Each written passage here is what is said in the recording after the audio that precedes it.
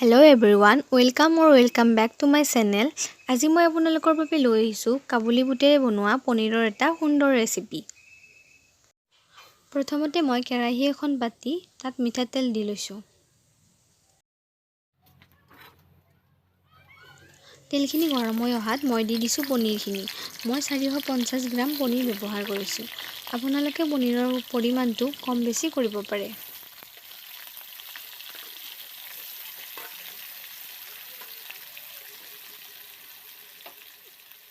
পনীৰখিনি এতিয়া ৰঙচুৱা হোৱালৈকে ভালদৰে ভাজি ল'ম। পনীৰখিনি অলপ ভাজি লৈ মই তাত দি দিছোঁ সোৱাদ অনুসৰি নিমখ।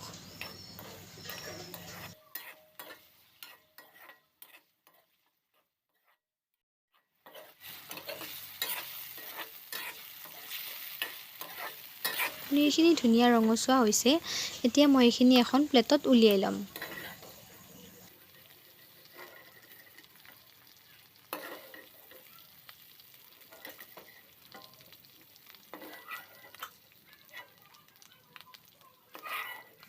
পনীৰখিনি উঠাই লোৱা হৈ গ'ল।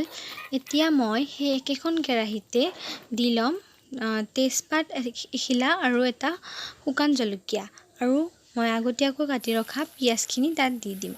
মই এটা মিডিয়াম সাইজৰ পিঁয়াজ ব্যৱহাৰ কৰিছোঁ। পিঁয়াজখিনিও মই এতিয়া কালাৰ চেঞ্জ হোৱালৈকে ভাজি ল'ম।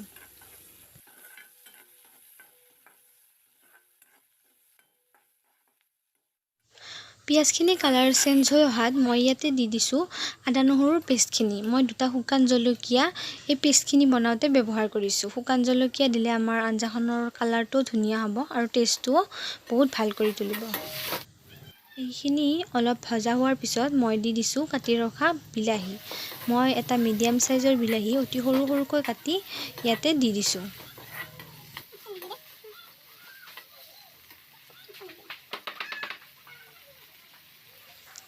এতিয়া মই বিলাহীখিনি দি দিছোঁ 1 টেবুল চামুচ নিমখ। নিমখ দিলে এই বিলাহীখিনি সোনকালে গলি যাব।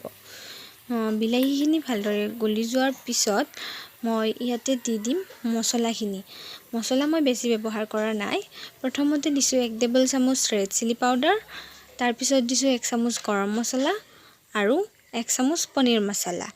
এই মছলাখিনিও মই ভালদৰে ভাজি ল'ম। মছলাখিনি ভজাওঁতে আপোনালোকে এটা কথা মন দিব যাতে গেছৰ ফ্লেমটো একেবাৰে কম হৈ থাকে। তাৰপিছত মই 1 টেবুল চামুচ হালধি গুড়িও দি দিছোঁ। এইখিনিও ভালদৰে এতিয়া ভাজি ল'ম। ভাজাৰ সময়ত আপোনালোকে সদায় গেছৰ ফ্লেমটো ল' কৰি থ'ব। যিহেতু মই এই ৰেচিপিটো কাবুলী বুটেৰে বনাম, সেইবাবে মই আগতীয়াকৈ কাবুলী বুট তিয়াই থৈছিলোঁ আৰু আলুও মই একেলগে দুটা মিডিয়াম সাইজৰ আলু একেলগে সিজাই লৈছোঁ। আৰু এইখিনি এতিয়া মই এই কেৰাহীখনত দি দিম আৰু এইখিনি ভালদৰে লৰাই দিব মছলাখিনি চাৰিওফালে যাবৰ বাবে। তাৰপিছত এইখিনি মই ভালদৰে এতিয়া উতলিবলৈ দিম। যিহেতু উতলাৰ ওপৰতে আমাৰ আঞ্জাখনৰ সোৱাদটো নিৰ্ভৰ কৰিব। তাৰপিছত মই দি দিম আগতীয়াকৈ ভাজি ৰখা পনীৰখিনি।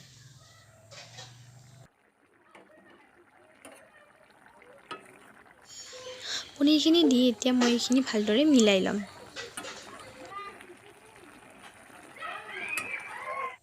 এতিয়া মই আঞ্জাখনত দি দিম 1 টেবুল চামুচ গৰম মছলা।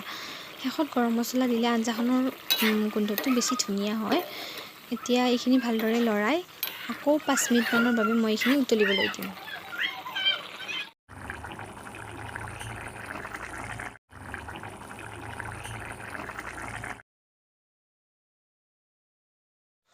পাঁচ মিনিট হৈ গ'ল। এতিয়া মই গেছৰ ফ্লেমটো অফ কৰি দিম আৰু আমাৰ পনীৰৰ আঞ্জাখন ধুনীয়াকৈ ৰেডি হৈ গ'ল।